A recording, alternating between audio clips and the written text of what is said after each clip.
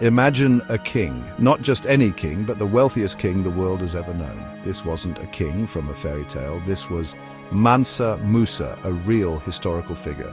Mansa Musa ruled the West African Empire of Mali from 1312 to 1337 CE. He is widely regarded as the richest person in all of history.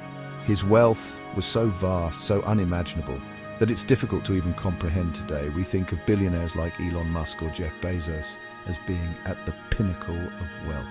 But their fortunes pale in comparison to the sheer scale of Mansa Musa's riches. He controlled a kingdom overflowing with gold, at a time when gold held even more value and significance than it does today. How do we even begin to grasp the extent of his fortune? Some historians have attempted to quantify it, but the numbers are so astronomical that they become almost meaningless. It's more accurate to say that Mansa Musa's wealth was simply beyond measure. Mansa Musa's kingdom, the Mali Empire, was a sprawling realm of immense size and power. It stretched across West Africa, encompassing parts of modern-day Senegal, Mauritania, Mali, Burkina Faso, Niger, the Gambia, Guinea-Bissau, Guinea and Ivory Coast. This vast empire was a major center of trade, connecting the Mediterranean world with sub-Saharan Africa. At its heart lay the city of Timbuktu, destined to become a world-renowned center of learning under Mansa Musa's patronage. But Timbuktu was just one jewel in the crown of the Mali Empire. The empire's wealth was built on its control of vital trade routes, particularly those dealing in gold and salt. The gold mines of Mali were legendary, producing nearly half of the old world supply of this precious metal. Salt, equally valuable in those times, was mined from the Sahara Desert and transported across the empire by vast camel caravans.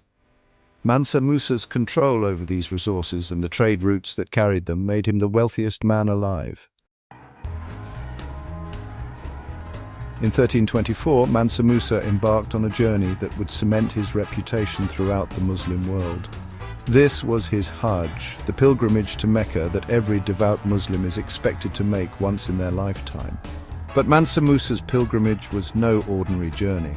It was a display of wealth and opulence on a scale never before witnessed. His caravan stretched for miles, with tens of thousands of people in his entourage. He brought with him over 12,000 slaves, all adorned in fine silks and gold.